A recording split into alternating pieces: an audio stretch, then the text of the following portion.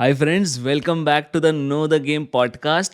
ये ऐसा पॉडकास्ट है जिसमें मैं आपका होस्ट तरुण आपको एक ऐसी जर्नी पे लेके जा रहा हूँ जिसमें आप अपनी फिटनेस पर, अपने करियर पर, अपनी लाइफ को, अपने एजुकेशन को, हर चीज़ को कहीं ना कहीं एनहांस कर सकते हैं, कहीं ना कहीं इम्प्रूव कर सकते हैं। और ये इम्प्रूवमेंट लाने के लिए हम ये तो नहीं बताएंगे कि आपको एग्जैक्टली क्या करना है, लेकिन हम ये बताएंगे कि क्या एक ब्रॉडली एक रास्ता हो सकता है जिसको आप फॉलो कर सकें। कार्य फिटनेस पर के इस प्लेलिस्ट में हम आपको फिटनेस से रिलेटेड चीज़ें बता रहे हैं और कैसे आपकी फिटनेस के अलग अलग आयाम, अलग अलग एस्पेक्ट्स आपकी फिटनेस के ऊपर अफेक्ट करते हैं और वो अलग अलग एस्पेक्ट आपके करियर पे कैसे अफेक्ट करते हैं, हम उसकी बात करने वाले हैं। तो आज हमारा सेकेंड एपिसोड है। हमने काफ़ी बड़ा ब्रेक लिया हुआ है और हमने दिवाली, अब मतलब शायद ही कोई ऐसा पॉडकास्ट होगा जो दिवाली और क्रिसमस का ब्रेक एक साथ लेता है, और 2 महीने का प्रॉपर ब्रेक के बाद में हम आपके सामने वापस से आ रहे हैं। और आई होप कि इस पूरे ब्रेक के बाद और अभी तक के जो आपके एपिसोड्स हैं, आप उनको बार-बार देखते रहिए, क्योंकि एक ही बार देखने में आपको एपिसोड में छोटी-छोटी चीज़ें हैं तो शायद मिस हो जाए। मैं भी जिन एपिसोड्स को और पॉडकास्ट को फ़ॉलो करता हूँ, मैं एन्श्योर करता हूँ कि उनके अंदर जो भी चीज़ें, उनके नोट्स बनाऊँ, अपने साथ में कुछ नोट्स लेके रखता हूँ और फिर हमेशा उनको रिविज़िट करता रहता हूँ। अल्टीमेटली हम सब ज्ञान की गंगा बह रही है और हम सब अपने-अपने हाथ धोने आए हुए हैं। तो अपने इस पॉडकास्ट के एपिसोड को शुरू करते हैं। तो सबसे पहले हम बात करेंगे कि यार ये डाइट होती क्या है? तो एक बहुत कॉमन सा वर्ड है डाइट, मतलब भोजन, आपका आहार, आपका क्या आप ग्रहण करते हैं, क्या आप कंज्यूम करते हैं डे टू डे बेसिस पे। एक over a long period of time ये जो डाइट होती है, ये आपका कहीं ना कहीं आपका कल्चर के भी रिफ्लेक्ट करती है, आपकी फैमिलीज़ को भी रिफ्लेक्ट करती है। ऑफ कोर्स हम सबसे ज़्यादा अपनी डाइट को अपनी मदर से और अपनी फैमिली से रिलेट करते हैं, तो ऑब्वियसली डाइट का सबसे बड़ा पार्ट जो है वो हमारी अपब्रिंगिंग के से रिलेटेड रहता है। और ये बहुत सारी चीज़ें हैं जो हमने ओवर द टाइम एक अज्यूम करी हैं, और ओवर द टाइम हम लोगों ने जो सीखते गए, जो चलता गया, जैसा कुछ कुछ किसी ने हमें सिखाया, कुछ हमने अक्वायर कर ली, कुछ चीज़ें ऐसे करके हमारा चलता रहा। और आज हमारी जो डाइट है, एक इंडियन सोसाइटी की, या एक ब्रॉड तरह से देखें तो इंडियन सब कॉन्टिनेंट की जो पूरी एक डाइट है, वो कहीं ना कहीं एक दूसरे से सिमिलर ही है। और उसके अंदर बहुत सारी चीज़ें हैं जो सही हैं, बहुत सारी चीज़ें जो गलत हैं, बहुत सारी चीज़ें जो हैं बहुत ज़्यादा हो रही हैं, बहुत सारी चीज़ें जो बहुत कम हो रही हैं ज़रूरत से। तो हम इन सब चीज़ों का एनालिसिस करेंगे। एक छोटा-सा डिस्क्लेमर मैं आपको देना चाहता हूँ कि मैं कोई फ़िटनेस गुरु नहीं हूँ। मैं आपके और आपकी तरह बिल्कुल एक कॉमन पर्सन हूँ, जिसने थोड़ा बहुत अंडरस्टैंड किया है कि इस चीज़ के बारे में, कुछ लोगों से बात किया है, कुछ लोगों से समझा है, थोड़ा-सा ऑनलाइन रिसर्च किया है, थोड़ा-सा बुक्स वगैरह पढ़ी हैं। और इस सब से जो मेरी कॉमन अंडरस्टैंडिंग है और मेरे जो पर्सनल विचार हैं, वो मैं आपसे शेयर कर रहा हूँ। इसमें कहीं भी ये कहने का नहीं है कि मैं आपको प्रॉपर गाइडेंस दे रहा हूँ और मैं आपका वज़न 5 किलो, 10 किलो, 20 किलो कम करा के रहूँगा, ऐसा कुछ भी नहीं है। हाँ, ये ज़रूर मैं आपको कर रहा हूँ कि हम तर्क-वितर्क कर रहे हैं कि क्या फ़िटनेस से हमारे करियर पे फ़र्क पड़ता है? लॉजिकली तो यही बोलता है, कॉमन सेंस भी यही बोलता है कि फ़िटनेस से हमारे करियर पे फ़र्क पड़ता है। शायद हम इस पूरे एपिसोड में ये भी समझने की कोशिश करेंगे कि फ़िटनेस के किस एस्पेक्ट से आपके करियर के किस एस्पेक्ट पे फ़र्क पड़ता है। आई थिंक वो ज़्यादा ज़रूरी है, और वो ज़्यादा ज़रूरी है समझना, उससे ज़्यादा उसके ऊपर अटैक करना। तो अगर आप लेट्स से किसी ऐसे काम में हैं जिसमें आपको फिज़िकल बहुत मेहनत लगती है और आपका काम पूरा फिज़िकली ही इन्वॉल्व रहता है, और आपकी डाइट जो है वो इस तरह से है जिसके अंदर मेंटल आपकी कैपेबिलिटीज़ को इम्प्रूव किया जा रहा है, लेकिन आपकी फिज़िकल कैपेबिलिटीज़ पे फोकस नहीं किया जा रहा है, तो वो भी एक मिसमैच हो रहा है। तो आपकी पूरे इस एपिसोड की थीम ही ये है कि आप अपने भोजन को, अपने आहार को अपने काम से रिलेटेड करें, जो कि आई थिंक एक बहुत बड़ी चीज़ है जो इंडिया में होती ही नहीं है। आई थिंक वर्ल्ड में काफ़ी सारी जगह पे, स्पेशली स्पोर्ट्स में और कुछ-कुछ अलग जगह पे होती है, लेकिन इंडिया में नहीं होती है। एक एग्ज़ाम्पल हम बहुत अच्छा-सा लेने वाले हैं लेकिन वो एग्ज़ाम्पल आएगा towards the end of the podcast, तो आखिर तक देखते रहिए। बहुत इंटरेस्टिंग इंटरेस्टिंग चीज़ों के बारे में बात करेंगे। तो सबसे पहले हम बात करते हैं कि यार खाने का मतलब होता क्या है? ये भोजन आहार की हम बात कर रहे हैं, डाइट क्या होता है? डाइट बेसिकली ये होता है कि अब इमेजिन करो कि हम आज से 5,000, 6,000, 8,000, 10,000 साल पुराने जाते हैं, जब ह्यूमन बीइंग्स का एग्ज़िस्टेंस आया था। हम दूसरे-दूसरे किसी प्राणियों से इवॉल्व होके ह्यूमन बीइंग्स बने थे, या मानव शरीर में आए थे। तो तब से हम क्या करते थे, हमारा भोजन क्या होता था? क्योंकि हमारी जो बॉडी है वो उस टाइप की डिज़ाइन है। आप ऐसा समझ लो कि हमारा मोबाइल फ़ोन जो है ना, हमारा वर्ज़न वो है 10 साल पुराना वाला। अब वो 10 साल पुराने वर्ज़न में जो उस टाइम पे जो ऐप्स चलती थी, उस टाइम पे जो यूसेज होता था मोबाइल का, उसके अकॉर्डिंगली लोग अपने-अपने काम करते थे। लेकिन और अपने-अपने काम करते थे और अपने-अपने काम के हिसाब से भोजन करते थे। लेकिन एट द सेम टाइम भोजन करने के लिए वो स्पेसिफिकली ये नहीं सोचते थे कि अच्छा मैं एक इस तरह का आदि मानव हूँ, मुझे ज़्यादा कार्ब्स की ज़रूरत है या मेरे को फैट की ज़रूरत है या जो भी उनको प्रोटीन की ज़रूरत है। तो वो लोग क्या करते थे, वो सिर्फ़ अपने नेचुरल एनवायरनमेंट में रहते थे, तो जो उनको इंट्यूशन वाइज़ लगता था वो खाते थे और जो उनको नेचुरली अवेलेबल होता था वो खाते थे। ये बहुत 2 बातें हैं जो एक-दूसरे को सप्लीमेंट करती हैं। तो हो सकता है मेरा इंट्यूशन कर रहा है कि यार मुझे तो बिल्कुल एकदम ग्रीन वेजिटेबल्स और बहुत अच्छी-अच्छी चीज़ें खाना है। लेकिन अगर लेट्स से मैं अगर रेगिस्तान में रह रहा हूँ या मैं समुद्र के किनारे रह रहा हूँ जहाँ पे ये सब वेजिटेबल्स ये सब नहीं होती या मैं पहाड़ी एरिया में रह रहा हूँ, जहाँ पे इस टाइप की वेजिटेबल्स और बड़े-बड़े पेड़ नहीं होते, तो मैं क्या करूँगा? तो मैं क्या खाना नहीं खाऊँगा? खाना तो खाना पड़ेगा और जो अवेलेबल है वही खाना पड़ेगा। तो हमने अपनी आदतों को अपनी ज़रूरतों के हिसाब से धीरे-धीरे करके बहुत सारे हज़ारों सालों के over over 1000 years, 2000 years, 3000 years हमने अपनी आदतों को अपनी सराउंडिंग्स के अनुसार ढालना लग गए और वही वही जो हमने आदतों को डाला ना, वही हमारी इवेंचुअली एक डाइट बन गई। तो वो डाइट जो है, जो आप चाहे उसको देख लो पेलियो डाइट या मेडिटेरेनियन डाइट या ये जो डाइट है वो धीरे-धीरे करके जब इवॉल्व हुई, तो वो अलग-अलग क्विज़ीन बन गई। तो जैसे इंडियन क्विज़ीन है, जैसे आप देखोगे नेपाली क्विज़ीन अलग होता है। अगर आपने बांग्लादेश का क्विज़ीन देखा है, तो वो बांग्ला क्विज़ीन थोड़ा-सा अलग होता है। इस तरह से आप देखोगे तो चाइनीज़ क्विज़ीन तो कंप्लीटली डिफरेंट है। साउथ ईस्ट एशिया का अलग-अलग क्विज़ीन होता है, अफ्रीकन क्विज़ीन अलग होता है। तो ऐसे हर जगह के कल्चर के हिसाब से रीजनल जो उनकी ज्योग्राफी थी, ज्योग्राफी को मैच करते-करते उनके क्विज़ीन बनते गए और उनकी डाइट्स बनती गई। तो आज अगर हम ये बोलें कि अगर आप कल्चरली किसी चीज़ से रिलेटेड हो, तो वही आपकी डाइट है और वही आपकी बचपन से आपने जो खाया है। नाउ अगर आप ये देखोगे कि ये जो बचपन से ही आपने जो कुछ खाया है, वही अगर एक स्टेप पीछे करो, तो आपको ये सब डाइट का एक्सपोज़र कहाँ से मिला? आपको ये डाइट का एक्सपोज़र मिला आपकी फैमिली से, ठीक है? आपकी फैमिली में आपकी मदर, आपकी दादी, आपकी नानी, आपके जितने भी लोग हैं, अगर आपके घर में मेल्स कुक करते हैं, तो आपके घर के जो मेल मेंबर्स हैं, उन लोगों ने जो भी कुकिंग करके जो भी चीज़ें आपको बचपन से खिलाई, उनकी आपको आदत पड़ती गई, पड़ती गई, पड़ती गई और आपके लिए वो एक भोजन एक्सेप्टेबल होने लग गया। अब आपको पता है, जैसे फॉर एग्ज़ाम्पल इंडिया में एक बड़ी-सी मेजॉरिटी है जो वेजिटेरियन है। वो वेजिटेरियन क्यों है?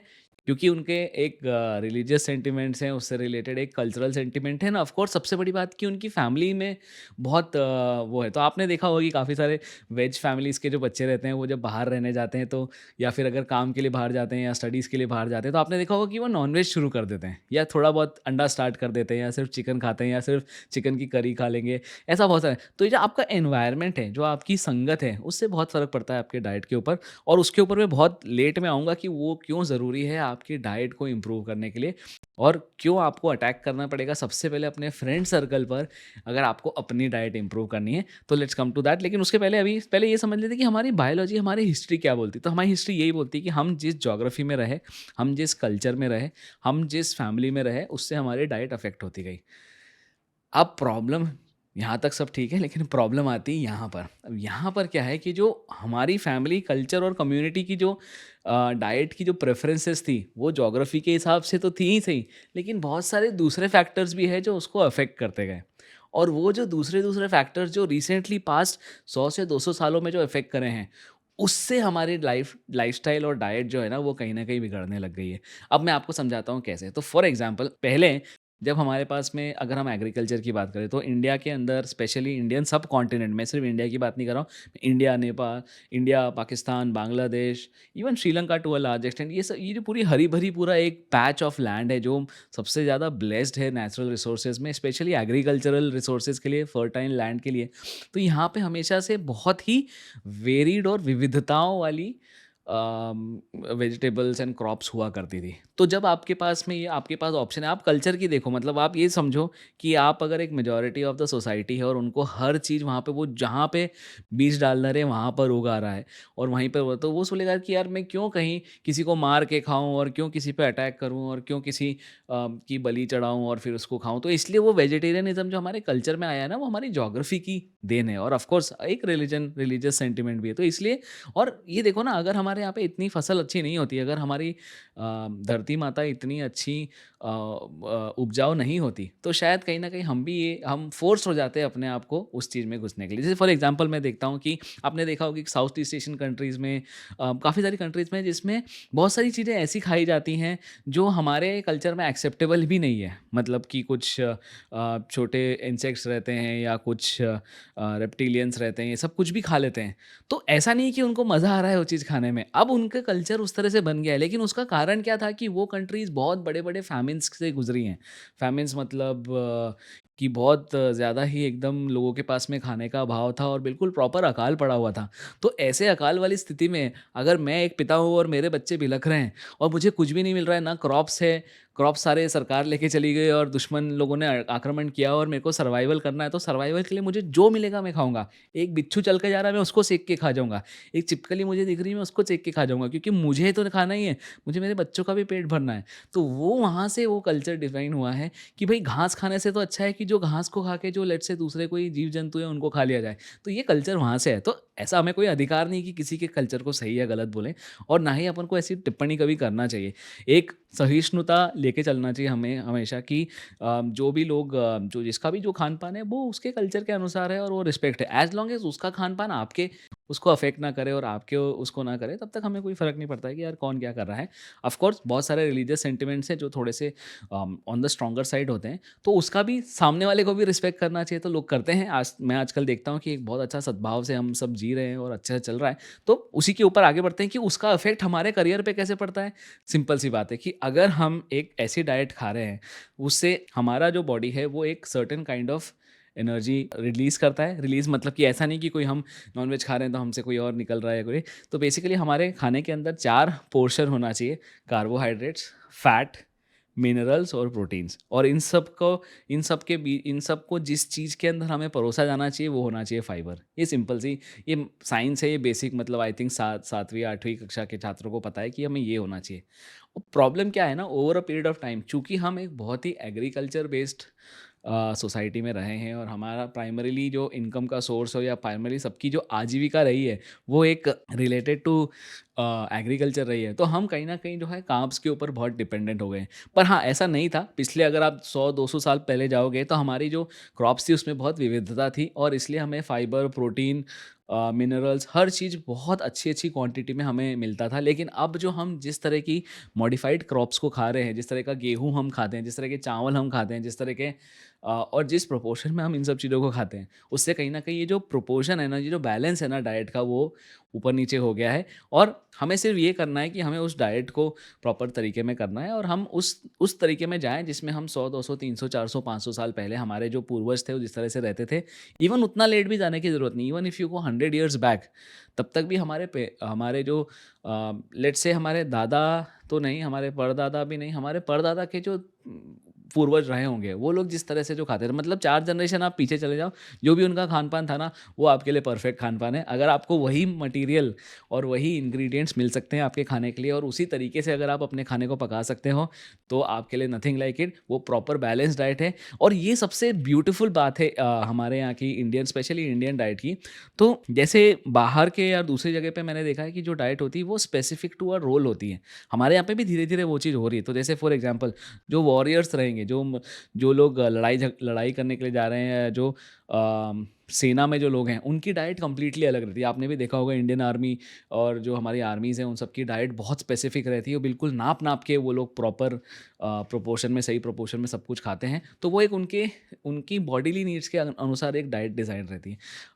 दूसरी तरह से आप देखोगे तो बहुत सारे लोग जो तैराक हैं या स्विमिंग करते हैं, तो क्रिकेटर की डाइट जो है वो स्विमिंग वाले स्पोर्ट्समैन से अलग रहेगी। स्विमिंग वाले स्पोर्ट्समैन की पहलवान से कंप्लीटली डिफरेंट डाइट रहेगी और ये अलग-अलग डाइट है, वो इसलिए है क्योंकि उनके काम के अनुरूप है। तो आपको ये देखना है कि आपके काम में सबसे ज़्यादा किस चीज़ की ज़रूरत है और उस चीज़ के अनुसार आपको किस तरह की डाइट करनी है। लेकिन वो है स्टेप 2। स्टेप 1 जो है वो ये है कि आपको सबसे पहले तो अपनी डाइट को एट अ लार्जर लेवल सही करना है, ताकि आप ओवरऑल एक फ़िटनेस के ऊपर आ सको। और वो लार्जर लेवल में फ़िटनेस कैसे कर सकते हो? तो अभी हमारा टिपिकल पैटर्न क्या रहता है? हमारी बॉडी को चाहिए रफली around 50-60% carbs in our diet और रफली अराउंड 15 से 20% हमको चाहिए होता है प्रोटीन। ऐसे हमारी डाइट होना चाहिए। मैंने एक ब्रॉड लेवल पे देखा है, सही गलत भी हो सकता है, ऊपर-नीचे भी हो सकता है, लेकिन आप अपनी रिसर्च खुद करो। इस पॉडकास्ट का सबसे इम्पोर्टेंट पार्ट यही है कि भाई अपनी रिसर्च खुद करो। मैं जो बता रहा हूँ, वो अपने पॉइंट ऑफ व्यू से बता रहा हूँ और आपको सिर्फ़ एक सोचने के लिए एक स्टार्टिंग पॉइंट दे रहा हूँ। This is not the end point, ये सिर्फ़ स्टार्टिंग पॉइंट है। तो जब आप देखोगे कि एक डाइट के अंदर एक 50-60% आपका कार्ब्स होना चाहिए। कार्ब्स मतलब रोटी, चपाती, चावल या पुट्ट या फिर इस तरह का जो भी कार्ब्स है, मतलब जो जिसको हम बोलते हैं नेकेड कार्ब्स जो होते हैं। अब वो कार्ब्स को है ना, और उसके साथ में कार्ब्स के साथ में आपको एक कुछ ना कुछ होना चाहिए जिसके अंदर आपके पास में 15 से 20% आपकी डाइट में प्रोटीन आना चाहिए। प्रोटीन लोडेड कोई कंटेंट होना, तो जैसे कि हो सकता है सोयाबीन आप बोल लो या पनीर बोल लो, या फिर 20% ऑफ की आपकी थाली का 20% शुड बी अराउंड दैट। तो नॉर्मली हम इतना पनीर या वो खाते हैं, हम पनीर की भी सब्ज़ी खाते हैं, सब पनीर की सब्ज़ी में भी मटर भी रहेगा, आलू भी रहेगा, ग्रेवी भी रहेगी, सब कुछ रहेगा, प्याज़ भी रहेगा, सब कुछ। तो वो जो पनीर का प्रोपोर्शन है वो बहुत कम है। तो आई थिंक वो पनीर का प्रोपोर्शन अपना अभी हार्डली जो है ना, प्रोटीन का प्रोपोर्शन 5 टू 7% रह गया है, जबकि उसको 20% के आसपास होना चाहिए। तो सबसे पहले आप ज़्यादा सब्ज़ी और कम रोटी चावल खाना है। उसके बाद में आपको चाहिए फ़ैट की ज़रूरत होती है। वो फ़ैट जो है, अब हम फ़ैट आज हमारी डेफ़िनेशन में अगर हम आपसे फ़ैट पूछेंगे तो आप बोलोगे कि सनफ्लावर का ऑयल या मूँगफली का तेल या घी और इस तरह से जो तेल है। लेकिन जो एक्चुअल फ़ैट की डेफ़िनेशन है, वो उस खाने के अंदर जो नेचुरली जो फ़ैट है। आप ऊपर से जो भी फ़ैट डाल रहे हो वो नेचुरल नहीं है, वो ज़रूरत नहीं है और आपको डालना भी नहीं चाहिए। क्योंकि आप जो भी फ़ैट डाल रहे हो, वो आपको करी फॉर्म में डाल रहे हो, और वो फ़ैट जो है वो है वेजिटेबल ऑयल्स के अंदर काउंट होता है। मूँगफली का तेल, सोयाबीन का तेल, ये सब वेजिटेबल है। ये बहुत-बहुत हानिकारक है हमारी बॉडी के लिए। कहीं न मुझे नहीं पता ये हमारे कल्चर में और हमारे क्विज़ीन में कहाँ से घुस गए, लेकिन मुझे नहीं लगता कि पहले इस तरह के तेल हमारे क्विज़ीन में हुआ करते थे या होना भी चाहिए। आई थिंक जहाँ तक मुझे पता है पहले घी का इस्तेमाल होता था, और घी जैसे कुछ और बटर और ये सब चीज़ों का यूज़ होता था। ये वेजिटेबल ऑयल कहाँ से कमर्शियली हमारे डाइट में आ गए ना, ये नुकसान ही कर रहे हैं और नुकसान ही करते रहेंगे। मेजॉरिटी हार्ट अटैक्स का reason somewhere in vegetable oils को ही डाल सकते हैं। तो ये जो है ना, ये फैट जो है, हमें अच्छा वाला अगर फैट मिल जाए तो वो हमें चाहिए 5 से 10% उस डाइट के अंदर। और फिर उसके बाद में आता है एक फाइबर। अब ये फाइबर जो है ना, वो फाइबर आपको अलग से नहीं मिलेगा। जैसे हम कार्ब्स के लिए बोलते हैं ना कि ये चपाती कार्ब है या राइस कार्ब है, वैसे फाइबर जो है ना, वो अलग से आपको फाइबर नहीं मिलेगा। आपको सिर्फ़ ये करना है कि जो भी आप ये तीनों चारों आइटम देख रहे हो, आपका प्रोटीन, आपका कार्बोहाइड्रेट्स, आपका जो भी, वो सब किसी न किसी फाइबर के अंदर से निकल के आए।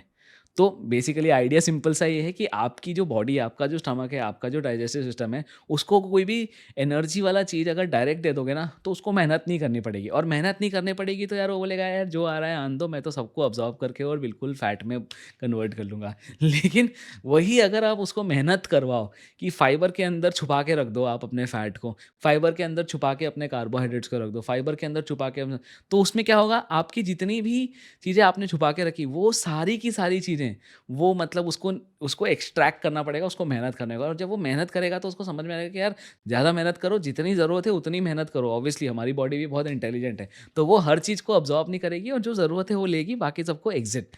तो ये बहुत अच्छी स्ट्रैटेजी होगी अगर आप बैलेंस डाइट करोगे, तो आपकी बॉडी धीरे-धीरे करके, अब आपको चूँकि ये सब करते-करते 20-25 साल हो गए हैं इसी तरह से खाना खाते हुए और बिल्कुल हाई कार्ब्स, हम तो एक्चुअली हम डाइट खा ही नहीं रहे, हम खाना खा ही नहीं रहे। हमारी सब्ज़ी जो हम खाते हैं, हम इतनी सी सब्ज़ी लेते हैं, 4 रोटी ले लेते हैं, वो डाइट है ही नहीं, वो हम सिर्फ़ कार्ब्स खा रहे हैं। अच्छा, ये हमें क्यों अच्छा ल फिर भी हमें संतुष्टि क्यों मिल जाती है? वो इसलिए मिल जाती है क्योंकि कार्ब्स जो है ना, वो डायरेक्टली आपके ब्रेन के लिए फूड होते हैं, और चूँकि आपका ब्रेन आपकी बॉडी को कंट्रोल करता है, तो अगर आप ब्रेन को सैटिस्फाई कर दोगे और ओवर सैटिस्फाई कर दोगे, तो ब्रेन डज़न्ट केयर कि बाकी की बॉडी को कुछ मिल रहा है कि नहीं मिल रहा है।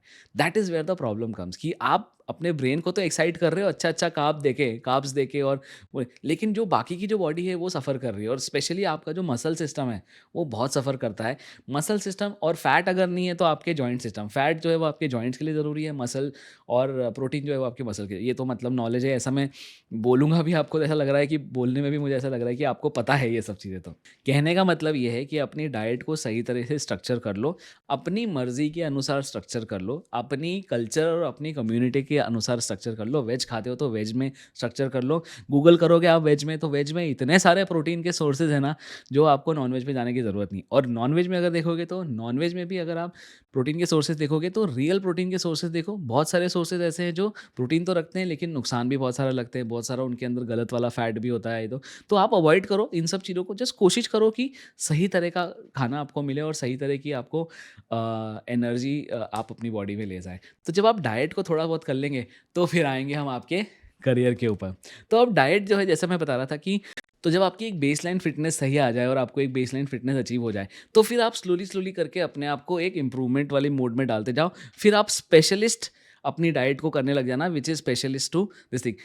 सबसे ब्यूटीफुल पार्ट जो हमारे डाइट का है, जो हमारे कल्चरल जो जो डाइट है, वो ओवरऑल इंडियन सब कॉन्टिनेंट की जो डाइट है, वो एक्चुअली बहुत ऑलराउंडर डाइट उसको माना जाता है। ऑलराउंडर डाइट माना माना जाता है कि अगर आप जैसे कि दूसरी जगह पे ऐसा होता है कि आपको स्पेसिफिक टू अ रोल आपको करना पड़ता है, हमारी डाइट इतनी ऑलराउंडर है कि अगर आप नॉर्मली बस ये बैलेंस करके अगर डाइट खाओगे, तो 80 टू 90% ऑफ द प्रोफेशंस के लिए कोई स्पेशल चीज़ करने की ज़रूरत नहीं है। वो आप ऑटोमेटिकली आपकी बॉडी उसके लिए प्राइम्ड अप हो जाएगी। प्राइम्ड मतलब कि उसके लिए बिल्कुल तैयार रहेगी, कोई सा भी काम दे दो हम कर सकते हैं। और यही नेचर जो है ना, वो हमारी कंट्री को बहुत मल्टी फैसेटेड और मल्टी स्किल्ड बनाता है। और हमारी डाइट जो है वो इतनी इंक्लूसिव और इतनी वेरिएड और इतनी, वो उससे ही पता चलता है कि यार हम कुछ भी खा सकते हैं और बहुत वैरायटी है अलग अलग तरीके में।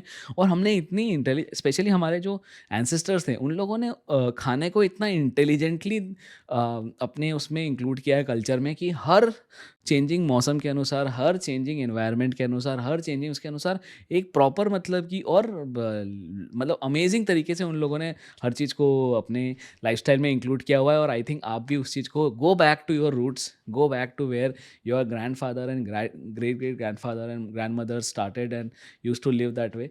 उस तरीके में जाओ, उस जीवन में जाओ। आपके लिए बहुत बहुत ज़रूरी कि आज के करियर के लिए वो वाली लाइफस्टाइल ज़रूरी है, वो वाला थॉट प्रोसेस ज़रूरी है।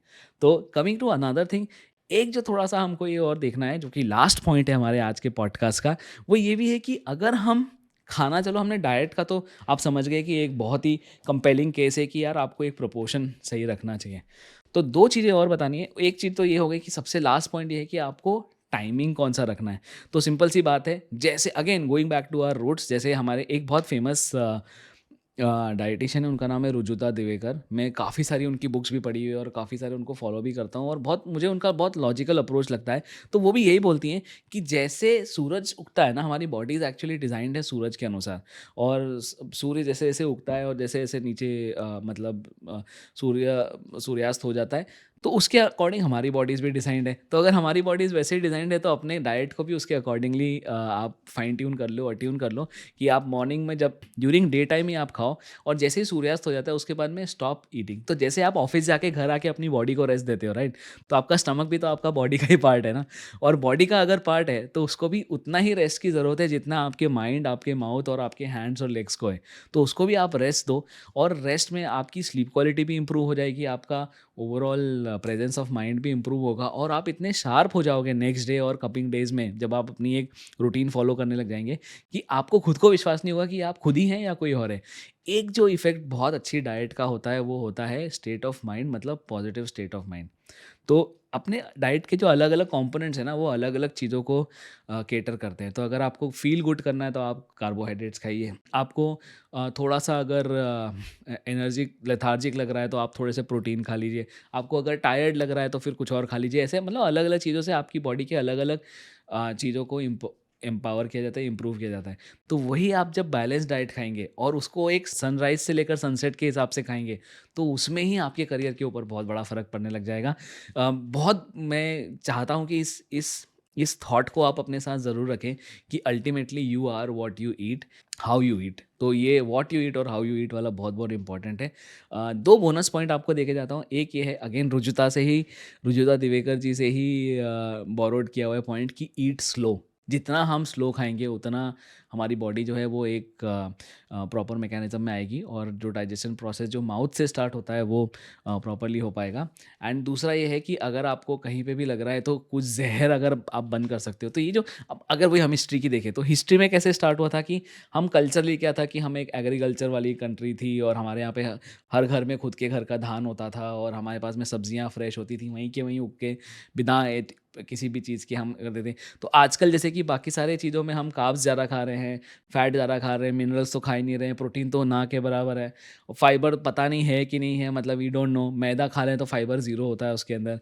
तो लेकिन कुछ-कुछ कंपोनेंट्स उसके अंदर ऐड अप हो गए। जैसे मैंने एक बताया, एक तो वेजिटेबल ऑयल कहाँ से आ गया हमारे डाइट में मुझे नहीं पता, लेकिन जहाँ से भी आया है, वो मेरे को लगता है कि वो कमर्शियल चीज़ है। किसी ने हमको बेच-बाच के, किसी ने मार्केटिंग करी है हमारे साथ में, और वही हमारे डाइट में आया, नहीं तो अदरवाइज़ हम लोग को इसकी ज़रूरत नहीं है। वेजिटेबल ऑयल नहीं होना चाहिए हमारे डाइट में। It is very, very dangerous for us.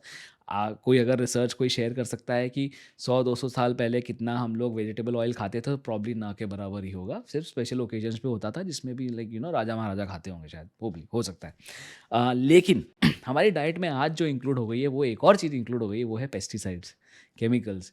और ये जो केमिकल्स हैं, इनके बहुत डेंजरस और हिडन साइड इफ़ेक्ट्स हैं। आपको बहुत सारे ऐसे इन्फ्लुएंसर्स मिल जाएँगे ऑनलाइन जो कि एक्सपोज़ करते रहते हैं कि कौन से वाले फूड में क्या है, और वो चीज़ आप कंट्रोल नहीं कर सकते। देखिए, किसी भी कंट्री के चले जाओ, दुनिया की सबसे अच्छी कंट्री से लेकर दुनिया की सबसे ख़राब कंट्री में चले जाओ, किसी भी कंट्री में जाओ, दुनिया के किसी भी कोने में जाओ, वहाँ के किसी भी कंट्री के रूल्स इतने स्ट्रॉन्ग नहीं हैं कि ये ऑर्गेनाइज्ड प्रोसेस्ड फूड इंडस्ट्री को कोई भी टैकल कर सके। It is not possible. So what you can do, क्योंकि आपको तो अपने करियर से मतलब है यार। आप कुछ गलत खाओगे, आपकी हेल्थ खराब हो जाएगी, आपको शुगर हो जाएगी, आपको बीपी हो जाएगा, आपको आपके घुटने में कुछ प्रॉब्लम हो जाएगी, कुछ भी होगी, तो अल्टीमेटली आपको फ़र्क पड़ेगा।